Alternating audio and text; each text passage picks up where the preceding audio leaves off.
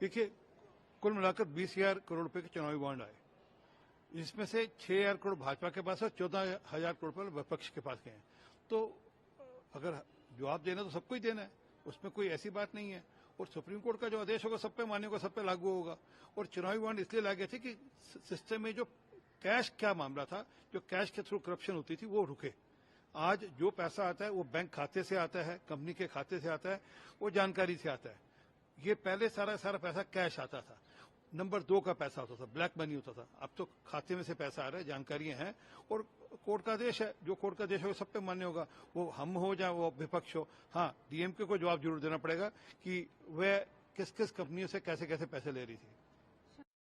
देखिए, ये जो लोग आज वहां पर शिवाजी मैदान में जो रैली कर रहे हैं, ये सब वो लोग हैं जो वीर सावरकर जी को बुराते हैं, बुरा भला कहते हैं और देशद्रोही कहते हैं। आज उद्धव ठाकरे उनके साथ खड़े दिख रहे हैं। अब महाराष्ट्र की जनता तय करेगी कि वह कितना आशीर्वाद या कितना स्नेह उद्धव ठाकरे या उनकी टीम के साथ उनकी टीम को देगी। परंतु एक बात तय है, जो पार्टी वीर सावरकर जी को अपना नेता मानती थी, वीर सावरकर जी के नाम पर वह पार्टी खड़ी हुई, जिसको लेकर बाला साहब जी शिवाजी मैदान से रैली करते थे, हुंकार भरते थे, आज वह उनके साथ खड़ी है जो वीर सावरकर जी को देश का गद्दार बताती है। राहुल गांधी नफरत फैलाने की कोशिश करी, आखिर क्यों? उनसे पूछना चाहिए कि वो कितनी मोहब्बत उनकी पार्टी के बीच में बची है और कितनी मोहब्बत उनके अलायंस पार्टनर्स के बीच में बची है। पहली बात तो इस बात का जवाब दे दें।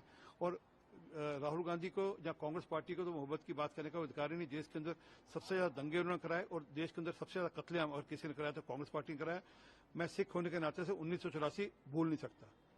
अरविंद केजरीवाल को ईडी का Delhi Jal board matter, this summon sent by the PM Modi, because उन्हें पता है कि दिल्ली जल बोर्ड का घोटाला तो केजरीवाल साहब गाते थे। वह कहते थे कि शीला दीक्षित ने बहुत बड़ा घोटाला किया। वह कागज दिखाते थे कि मेरे पास कागज हैं और मैं जिस दिन आऊंगा शीला दीक्षित को जेल भेज दूंगा। उससे उन्होंने ये भी कहा था कि इसमें टैंकर माफिया काम करता है, उन टैंकर माफिया से बड़ा सारा पैसा कमाया जाता है।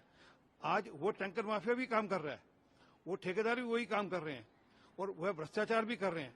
तो इस सबका जवाब तो केजरीवाल साहब को ईडी के सामने देना ही पड़ेगा।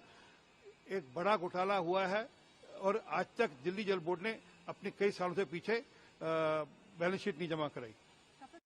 वफादारी है पीएम और बीजेपी को लेकर 7 फेसेस में उन्होंने बताया ताकि बीजेपी अपने संसाधनों का, प्रचारकों का सही समय पर सही इस्तेमाल करे। ये सब पार्टियों के लिए बराबर होगा।